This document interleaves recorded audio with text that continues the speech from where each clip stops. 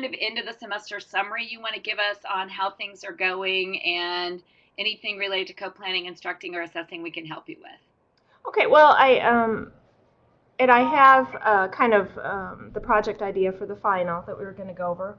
Good. Um, but I would say overall it's gone really well. I was surprised. I talked to the kids and we kind of changed our format with much ado about nothing because when I had a student ask, well, what part do I get when we read it? I thought, oh, they want to read it out loud. So it's going to be one of those where I have to listen to them for 4 hours in a row. But I did figure out a way to make it manageable for me is that every day, one of the hours, I will read to them and it'll switch off. Oh, So, nice. yes, because I just, 4 hours in a row of student reading is just too much. Yeah. Bad student reading nonetheless. That's, I mean, I hate to say it, but yes. Yes. Oh, So, it's my turn now. Yeah, yeah, yeah. so I thought I can handle three, but once we get to that fourth, I don't think I can do that anymore. So anyway, so that's worked out really well. And so we did what you suggested. We have read an act and then we watch it, and then we'll go and read the act. And so they're excited to read it. And they're doing a pretty good job. It's just a lot of listening for me and helping them, but they've There's enjoyed it. nothing wrong, Lisa, too, with you guys at this point in time. If when TJ is in the room, if you've already listened to it 3 times and you wanted to step out to Mm-hmm. do some assessment evaluation of kids, like do a quick oral assessment or see if they understand, there's nothing wrong with you not being in that room like Mm-hmm. once a month. I don't see that as a problem. So if it's something you might think, gosh, I'd really like to know where the kids are with, I know your wonderful steps for using independent dependent clauses in for the ACT, that might be a good thing for you to step out, and we call it a tap back assessment where you'd pull kids out. If you're interested in doing that, that would give you a break from listening one period and put him in a leadership role. It's just a thought. Okay, yeah, that's a good idea. Because I think, with him, I think he's already stated that he likes the lead follow, but it's good for him to lead because the problem is when the kids see, like I told you before, that they think he's working for me, which is not true. So, When you do it, make sure the kids know. So make a statement like today he's going to lead the instruction and I'm going to be doing some alternative assessment kinds of things and pulling you out of the room. So the kids don't think you just went to go get coffee. You don't want that to happen.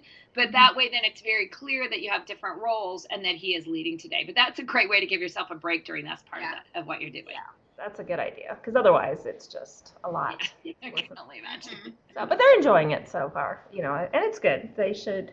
And I talked to the teacher who had all of the English 9 last year, including the inclusion class, and she said, no, they read all of Romeo and Juliet. So she said it was painful for her to listen to it for 4 hours, but she said they can do it. So anyway, yeah, so that's good. Okay, so we have I have it here. I had texted TJ. We communicate best when we text, so because he doesn't always check his We're email. like your teachers. We just text it. Okay, so this is what I'm thinking of for their final presentation. We would do it three. I don't know that I want to do partners. I kind of think I want everybody to present something. Okay. We'll see what you think. It may be that they need to have partners. Great For this. idea. I don't know. Time to see you there as individuals. Yeah, it's time. But we would present the 3 days before finals. So then the day of the final, they would just have something small to do because there's no way we could get all 26 presentations done the day of the final. Right. And I'd rather leave some time. So what I was thinking is we've had the big questions throughout the semester, such as what can we learn from different generations? I'm reading the board here. Or the ceiling? What does it mean to grow up? Why do some people fail and why do some succeed? So we have all 6 of those questions. And so I thought if they answer one big question by applying 3 of the readings from the semester and include a quote from each source to back it up. But that may be way too hard. Just to support their theory. I think it's great. Here's what you might do so you don't have to listen to 26 presentations. And you could add a technology component since the park's going to ask the kids to do that anyway. Ask them all to make a YouTube video. Okay. That they will upload and, let's put it over the edge, that they will have to close caption. Oh. Now, what if they don't know how to do the YouTube or the closed caption? That would be something you ask TJ to lead with them. Okay. And they figure it out by their big kid selves. They will not have any trouble with this. This is what I do in my college class. And Okay. then for their final presentation, they not only have to upload it, they have to watch 5 other people's and critique it. Okay. Oh, I And then see. So you so don't have to they listen to watch it at the computer. I get it. They watch it at the computer and they critique it. Oh, that's good. And then we. and then closed captioning, and because here's what they'll learn, and you say, I'm going to check the statements. So YouTube automatically closed captions your videos. Okay. However, it's all wrong. Okay. So So you they have to. have to work on making sure what they said and what the text actually match, which is also a really good writing skill. Okay, that's really good. That's good. Now, I thought the types that they could do would, but I don't know if this will work. It would be like a poster or PowerPoint, a Prezi, perform a rap, make a scrapbook or skit. So they would just show it through the YouTube. Yes. Okay. Yep, they would just hold up their poster. If they have trouble, they can come before school, after school. You can give them 2 days in class time. You can coach those kids that this is really hard for. TJ can take a couple kids down and do it with them with the iPad. But what's great is they'll all be excited. Then they'll show it to everybody. And then you guys will have all 26 presentations that you can watch as you want to instead of having to watch them all in class. That's a good idea. That's good. Um, and I think I have plenty of selection, plenty for them to select from. It is a fabulous selection, yes. Because we have, Bleachers, Much Ado About Nothing, 2 nonfiction and 3 fiction that we read. So they can pick any of those books too. So you've got choices both ways. I can decide. Ooh, I like that. I think that's really good. That's a great idea. Do you want to differentiate that at all, Lisa, and give some of the kids they have to pick 2? Yeah, that would be fine. We could do that. Yeah. And that everybody has to have 2, and then TJ could selectively pick the kids that have to just do 1. Okay. So we could pick 2 for everybody, and then. And you could offer extra credit for somebody who wants to do 3. You'll have some overachiever in the room that would do that. Yeah, that's good. And that way you've got the tiers. Yeah, that would be good. Yeah, I think they can do that. And then just throughout it, at some point in there, they have to use the quote to back up what their ideas are. So that'd be great. Absolutely. And then they would have to write out the quote in YouTube. See, that would be really good for them. Yeah. And tell TJ if he wants to do this. I actually do this in my college class in the summer.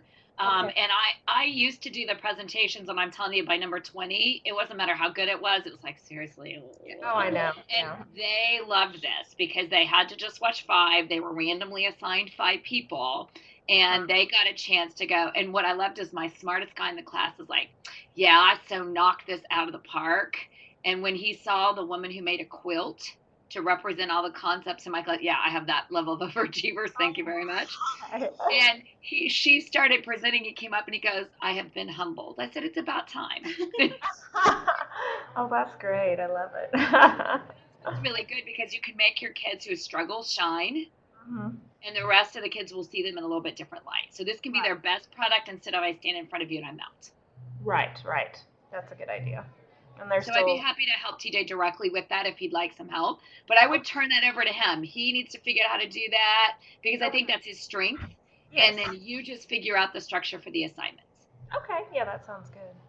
And I may send you a copy, or I'll email you a copy just for you guys to look at it to make sure it's not too honors English-ish. I mean, you want to be, but not too crazy, with too much, too. Absolutely. Okay, so we will meet then the next time after the first of the year.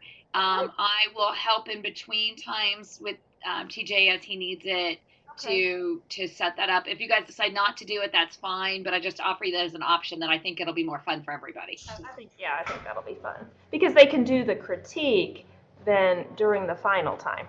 Exactly, and that's what they get the credit for, is critiquing others' work as well as their presentation. Right. So you make that a percentage of their grade. Right, okay, that makes sense. That'll be fun. Yeah, and that way they get to hear 5 other stories, see? Right, exactly. That's good. So they've actually learned more, you just don't tell them that. They'll be like, oh, this is fun. You're like, and you learn 10 times more. You learn a lot more, so that's good. Yeah. Well, it sounds great. Right, well, thank you so much. I know you have to go teach. We'll talk to you later.